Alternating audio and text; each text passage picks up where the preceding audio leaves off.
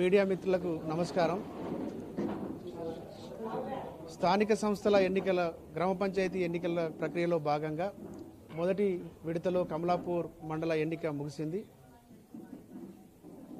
కమలాపూర్ మండల వ్యాప్తంగా కూడా బీజేపీ అభ్యర్థులకు అనూహ్యమైనటువంటి స్పందన వచ్చింది. దాని లోపల అత్యధిక ఓట్లు సాధించి మళ్ళీ మండలంలో అత్యధిక ఓట్లు సాధించినటువంటి పార్టీగా బీజేపీ పార్టీనే నిలిచింది.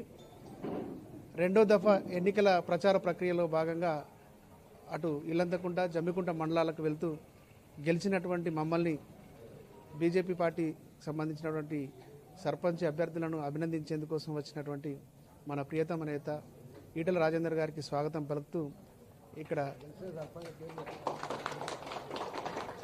కమలాపూర్ నుంచి పబ్బు సతీష్ అయిన నేను, గూడూరు నుంచి బండి వనజ, శనిగరం నుంచి కొత్తపల్లి రాజు, గుండేటి నుంచి మేకల రవి వాళ్ళ భార్య సుజాత, గూనిపర్తి నుంచి కరుణాకర్ రాధిక విజయం సాధించారు. వీరితో పాటుగా మన ఉప సర్పంచ్ అభ్యర్థులు కూడా అనేకం గెలుచుకోవడం జరిగింది, అనేక వార్డు సభ్యులను గెలుచుకోవడం జరిగింది. దీనికి సంబంధించి మాట్లాడాల్సిందిగా మన నేతను ఈటల రాజేందర్ గారిని ఆహ్వానిస్తుంది.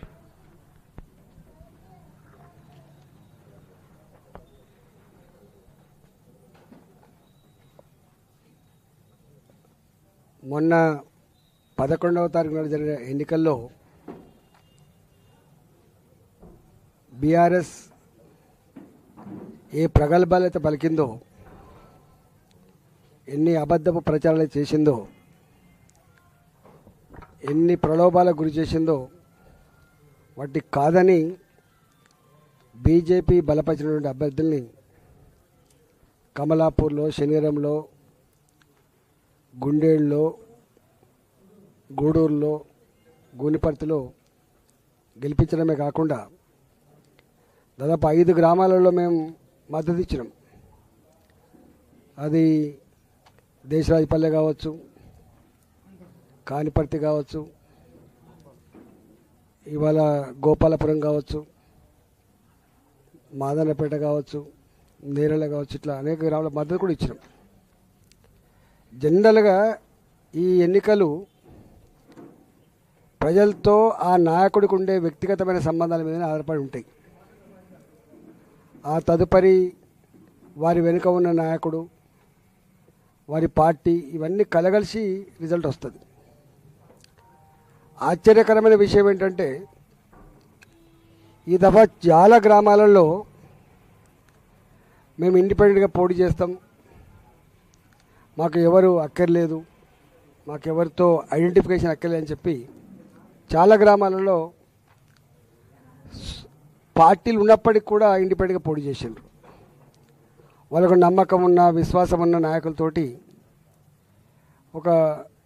ఒక నిమిషం 2 నిమిషాల వీడియోని సపోర్ట్ అడిగిన తప్ప అంతకన్నా మిక్కిలి లేదు. అయినా మేము వీడియోలో సపోర్ట్ చేసినటువంటి వాళ్ళు కూడా గెలిచిండ్రు. కానీ గెలిచిన తర్వాత 5 లక్షలు 10 లక్షలు ఇస్తాం, మీరు మా పార్టీకి రండి, మా పార్టీలో గెలిచినట్టు చెప్పుకోమని చెప్పి చిల్లర ప్రయత్నం కొనసాగుతుంది. ఒకసారి ప్రజలు గెలిపించిన తర్వాత మళ్ళీ ఇప్పుడు కనుక ఈయనక ఆయనక పోతా అంటే బాజాప్తా ఎన్నికల ముందే ఇగో మేము అన్న ఆశీర్వాదం ఉందని చెప్పడం వేరు. కానీ అప్పుడేమో ఇండిపెండెంట్గా ఉండి ఆ తదుపరి పనిచేస్తే ప్రజలు మళ్ళీ విశ్వసించే ఆస్కారం ఉండదు. కాబట్టి ఎట్లా గెలిచిందో అట్లా ప్రజలకు సర్వీస్ అందించాలని చెప్పి నేను కోరుతా ఉన్నా. జనరల్గా 50% సీట్లు కాంగ్రెస్ పార్టీ గెలుచుకున్నట్టుగా చెప్తా ఉంది. జనరల్గా ఇక్కడ సరే టెక్నికల్గా సతీష్ ఉన్నాడు, లేకపోతే కళాధర్ ఉన్నాడు, కళాధర్ వనిజ ఉంది, రాజు ఉన్నాడు, మేము వచ్చి ప్రచారం చేయొచ్చు. కానీ ఎక్కడ పార్టీ పరమైనటువంటి గుర్తులు ఉండవు, ఓన్లీ ఇండివిజువల్ గుర్తులు మాత్రమే ఉంటాయి. జనరల్గా స్థానిక సంస్థల ఎన్నికలు అంటేనే అధికార పార్టీకి అనుకూలంగా ఉంటాయి. రేపు గ్రామాలకు ఏమైనా ఫండ్స్ కావాలన్నా లేకపోతే ఎంపీటీసీలకు ఏమైనా ఫండ్స్ కావాలన్నా ఉంటుంది. ఇంత ఉన్నప్పటికీ కూడా ఈ ప్రభుత్వం మీద వ్యతిరేకత ఉండి 50% కూడా సీట్లు రాలే. వాళ్ళు అనుకుంటాను మేము 50% గెలిచామని చెప్పి. 50% కూడా సీట్లు రాలే. గెలిచిన వాళ్ళని తన ఖాతాలో వేసుకునే ప్రయత్నం చేయొచ్చు, కానీ ప్రజలు మాత్రం కాంగ్రెస్ పార్టీ పట్ల ఎంత విముఖత ఉందో దీన్ని బట్టి అర్థం కావాలి. రేవంత్ రెడ్డి గారు ఈవెంట్ మేనేజర్ లాగా మారిపోయిండు. ఇవాళ ఫుట్బాల్ ఏదో మెస్సీ ఫుట్బాలు, సింగరేణిలో కోటలు బాగు చేయడానికి పైసలు లేవు. సింగరేణిలో అప్పులు తెచ్చుకుంటే తప్ప జీతాలు లేని పరిస్థితి ఉంటే సింగరేణి నుంచి 100 కోట్ల రూపాయలు ఖర్చు పెట్టి 70 కోట్ల రూపాయలు ఆయనకి ఇచ్చి ఒక క్రికెట్ స్టేడియంని దాన్ని మార్చి కోట్ల రూపాయలు ఖర్చు పెట్టి ఎంసీహెచ్ఆర్డీలో తన ఫుట్బాల్ ట్రైనింగ్ కోసం ఒక గ్రౌండ్ తయారు చేసుకొని దానికి కోట్ల రూపాయలు ఖర్చు పెట్టి ఇలా 100 కోట్ల రూపాయలు సింగరేణి డబ్బులు ఖర్చు పెట్టి సింగరేణి కార్మికులకి కోటలు బాగు ఏమి పైసలు లేవు, కానీ రేవంత్ రెడ్డి గారికి మాత్రం తన ఈవెంట్ మేనేజ్మెంట్ కోసం మాత్రం 100 కోట్లు ఖర్చు పెట్టడం అనేది ఇలా ఉత్తర తెలంగాణ ప్రజానికం అంతా కూడా ఏవేగించుకుంటున్నారు.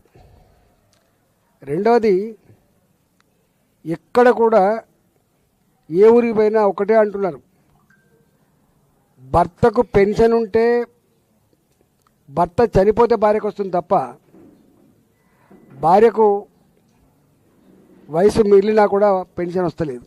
3 రకాల పెన్షన్లు, అసలు హ్యాండిక్యాప్డ్ వాళ్ళకి సర్టిఫికేట్లు ఇచ్చిండ్రు, అప్లోడ్ చేసిన ద్వారా పెన్షన్ లేవు.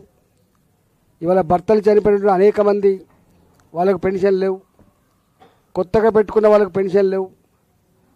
4,000 రూపాయలు 6,000 రూపాయలు దేవుడెరుగు, కానీ ఉన్నదాన్ని కూడా ఇస్తలేరు. ఏ ఊరిపోయినా గ్యాస్ సిలిండర్ల మీద కూడా ఎప్పుడో ఒక 4 ఏళ్ల క్రితమో 5 ఏళ్ల క్రితమో వాడుకున్న గ్యాస్ సిలిండర్లు యావరేజ్, అంతకుముందు 3 సిలిండర్లు వాడినారు 4 సిలిండర్లు వాడిని చెప్పి వాటికే ఇస్తున్నారు తప్ప ఎక్కడ కూడా పూర్తి స్థాయిలో సిలిండర్లు కూడా డబ్బులు పడతలేవు. కేంద్ర ప్రభుత్వ పరమైన 46 రూపాయలు మాత్రం ఒక సిలిండర్ మీద టంచన పడుతుంది తప్ప రాష్ట్ర ప్రభుత్వం ఇచ్చేటువంటి సిలిండర్ల మీద ఇచ్చే సబ్సిడీ మాత్రం పడతలేమని చెప్పి గగ్గోలు పెడుతున్నారు.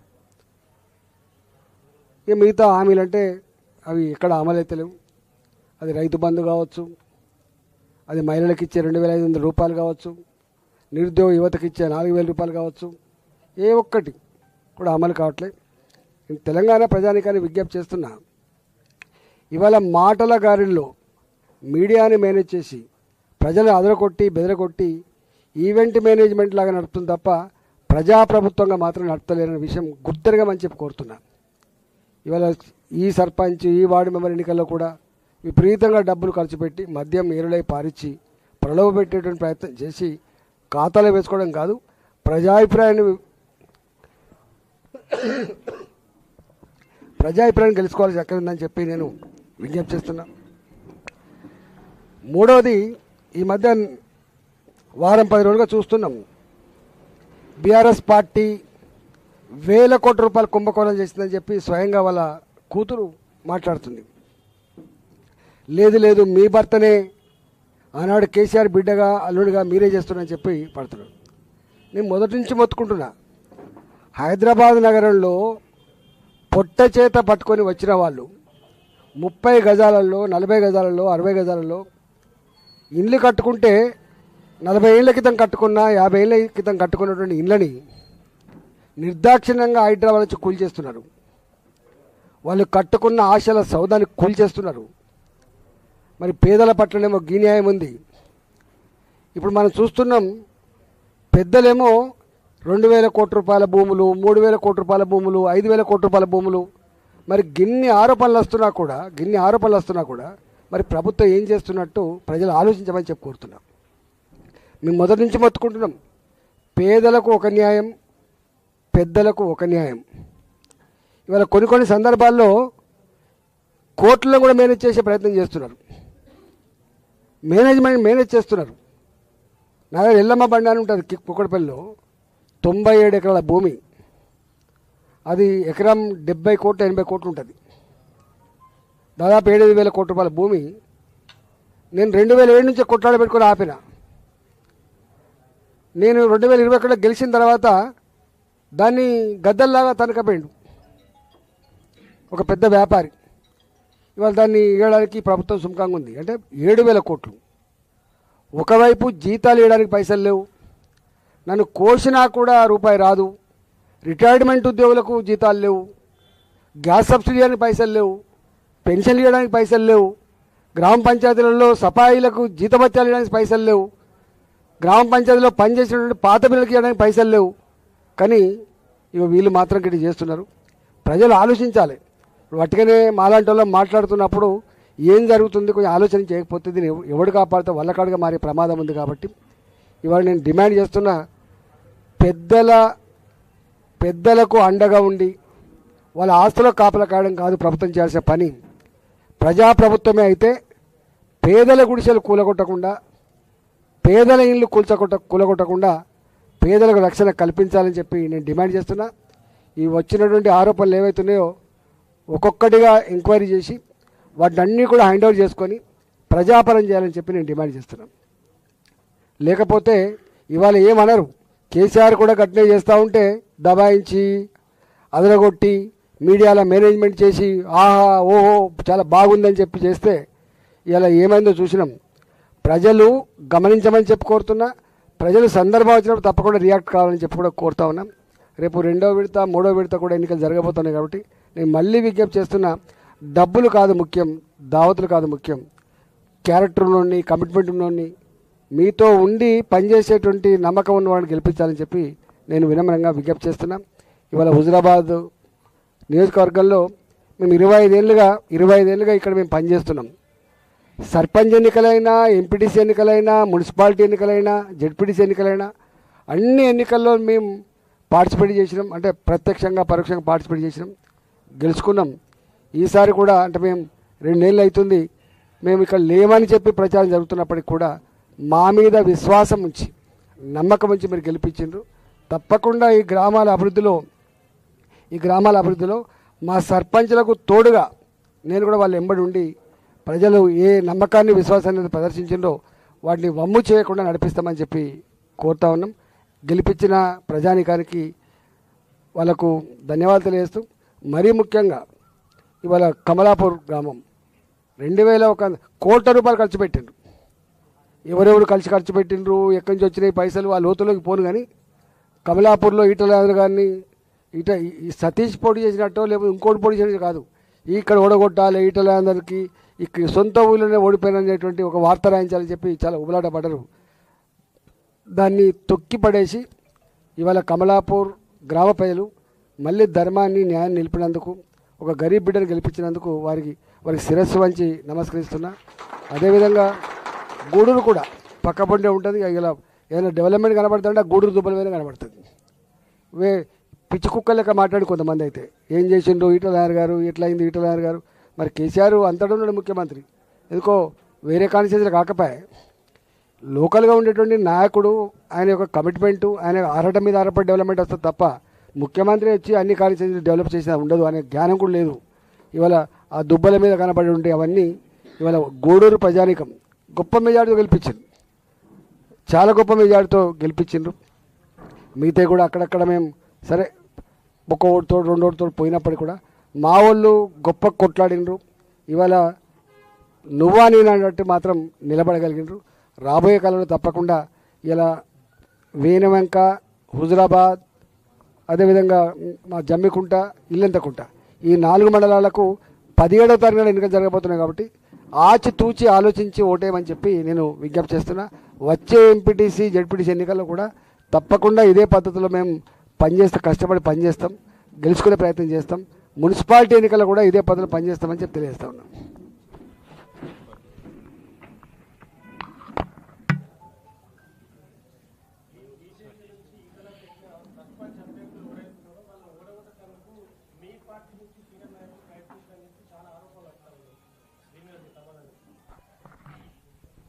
దాని మీద నేను ఏం కామెంట్ చేస్తా, కానీ నేను భారతీయ జనతా పార్టీ ఎంపీని చూసిన నేను కూడా అక్కడక్కడ. అంటే అవగాహన లేని పిచ్చోళ్ళు పెట్టే పోస్టులు అవి, అవగాహన కూడా ఎప్పుడు పెట్టాడు. ఆ? వాళ్ళు చెప్పాలి ఎవడు ఆ?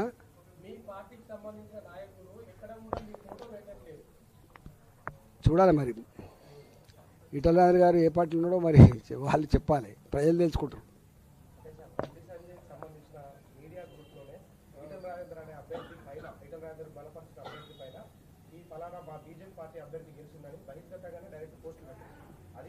అవగాహన ఉన్నోడు చేస్తాడా? అవగాహన ఉన్నోడు ఈ మాట మాట్లాడతాడా? అవగాహన ఉన్నోడు పోస్ట్ పెడతాడా? అవగాహన ఉన్నోడు పెడతాడా చెప్పు. సరే దాని గురించి తెలుసుకుంటుంది, పార్టీ తెలుసుకుంటుంది. Time will decide. అది ప్రజల మధ్యలో ఉంటుంది, ప్రజలకు అర్థమవుతుంది ఎవరేం చేస్తుండ్రు, ఎవరేం చెప్తున్నారు, అవన్నీ ప్రజలు తెలుసుకుంటారు.